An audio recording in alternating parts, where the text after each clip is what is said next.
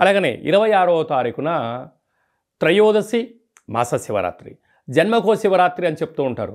11 మాసాలలో 11 మాస శివరాత్రులు, ఒక్క మహాశివరాత్రి పండగ సందర్భంగా మనమందరం కూడా మహాదేవుడికి యథాశక్తిగా భగవంతుడికి ఫలం పత్రం పుష్పం తోయం అన్నట్టుగా యథాశక్తిగా భగవంతుడికి ఒక కృతజ్ఞతాభావంగా జలంతో అభిషేకం చేస్తే ఆయుష్, పంచామృతాలతో అభిషేకం చేస్తే ధన సంపద, అలాగే మనకు కింద 16 పండ్లు పైన 16 పండ్లు ఎలా ఉంటాయో 16 రకములైనటువంటి ద్రవ్యాలతో అభిషేకం చేయడం వలన అపార కుబేర సంపన్నులు అవుతామని చెప్పి గమనించగలగాలి.